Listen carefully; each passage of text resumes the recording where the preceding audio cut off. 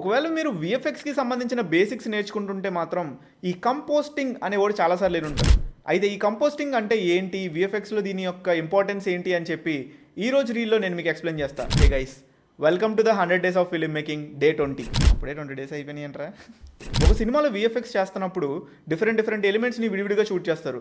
అంటే క్యారెక్టర్స్ని గ్రీన్ స్క్రీన్లో షూట్ చేస్తారు, దాని వెనకాల ఒక బ్యాక్గ్రౌండ్ యాడ్ చేస్తారు, మధ్యలో సీజీలో కొన్ని ఎలిమెంట్స్ని యాడ్ చేస్తారు. సో ఒక పర్టికులర్ ఇమేజ్లో చాలా ఎలిమెంట్స్ అనే వాటిని యాడ్ చేసుకుంటూ వెళ్తారు, లైక్ యాక్టర్స్, బ్యాక్గ్రౌండ్ అండ్ మధ్యలో ఎలిమెంట్స్.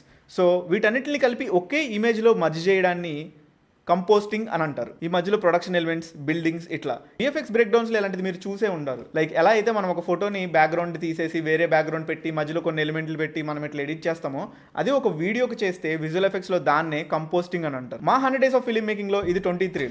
సో మా మిగిలిన రీల్స్ కూడా ఒకవేళ మీరు చూసి మా జర్నీలో ఇప్పటివరకు మీరు 20 డేస్గా పార్ట్ అయ్యి ఉంటే మా రీల్స్ మీకు ఎలా అనిపించినాయి అని కింద కామెంట్ సెక్షన్లో చెప్పండి. నెక్స్ట్ ఇంకేం టాపిక్స్ చెప్తే బాగుంటుందని కూడా చెప్పండి. ఈ జర్నీలో మాతో పాటు మీరు కూడా ఉండండి. 100 డేస్ తర్వాత ఎక్కడి వరకు రీచ్ అయ్యాం, ఏమేమి తెలుసుకున్నామని చెప్పి విల్ టాక్ అబౌట్ ఇట్.